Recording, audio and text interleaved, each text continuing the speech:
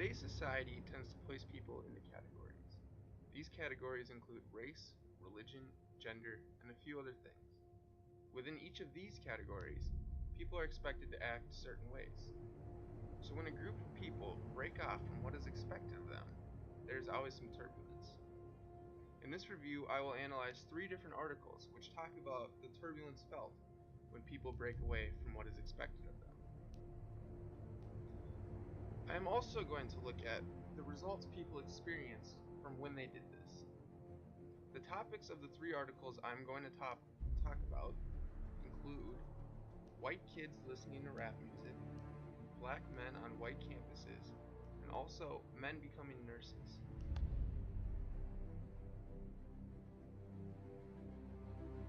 The first article was written by a man named Gordon Alley Young.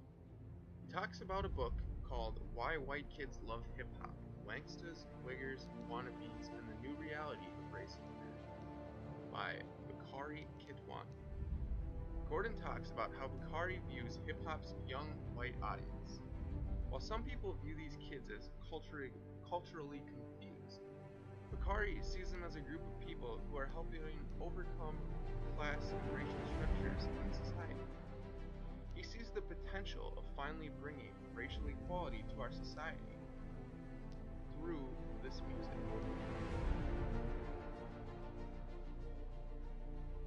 The next article by Stephanie McClure is very similar, but it talks about the African American culture entering into a primarily white culture. This culture is college. Her article, Voluntary Association Membership: Black Greek Men on a Predominantly White Campus, talks about Black Greek life on campuses across the country. To this day, African Americans are still a minority at most universities. Stephanie wanted to see how involved black fraternities were with the rest of the campus. She thought that if African Americans who were already in or maybe even smaller groups, such as a fraternity, they would have an even harder time reaching out to the rest of the school. But after interviewing numerous black students, Stephanie came to a different conclusion.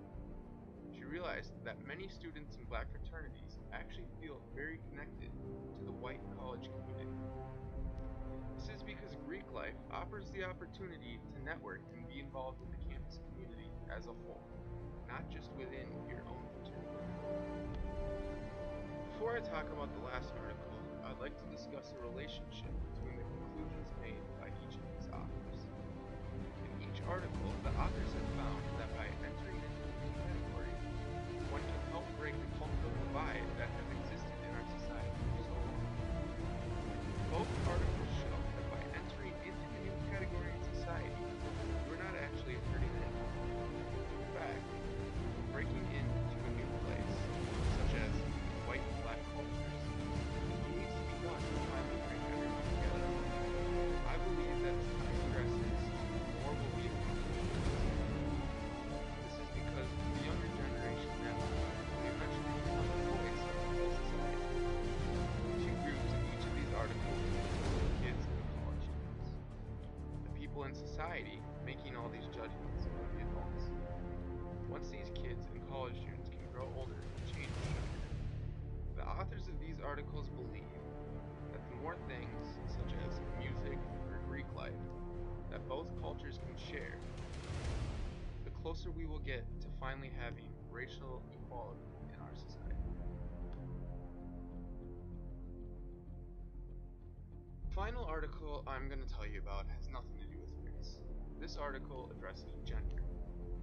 The article, The Image of Male Nurses and Nursing Leadership Mobility by Timothy McMurray, addresses men in the nursing field.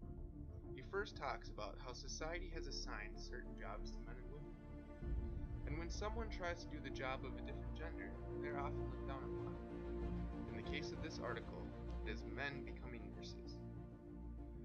He says that they can be unrecognized for their work or even emasculated. He says how society believes that nursing is a job more meant for women because of the nurturing needed to be a nurse. The belief that women make better nurses has hurt the employment of men in nursing. McMurray study has found that the discrimination among men still exists today, and he says that something really needs to be done about this. Although the discrimination towards male nurses has little to do with race, it is still very similar to the other two articles. It relates to the other two articles because it talks about breaking into a casualty. In this case, it is men becoming nurses, which is typically for women. The only difference between this article and the other two is that men have not yet been allowed to enter into this nursing society. In the other two articles, white and black people are not limited to it. No one is telling white people they can't listen to podcasts. No one is telling black people they can't get involved in campus life. But here, people are still telling men that they can't be nurses. In the first two articles, studies have shown that allowing a group of people into a foreign territory can allow emerging cultures. Hip-hop listens to whites and end racial inequality. And so, can black people get involved in politics? So from what these articles have shown, I have a strong feeling that allowing men into the position of nurses will lead to the same success. When society tells people what they can and cannot do, walls are built. To tear down these walls, we must work together.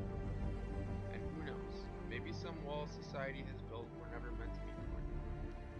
But if we never try to tear down these walls,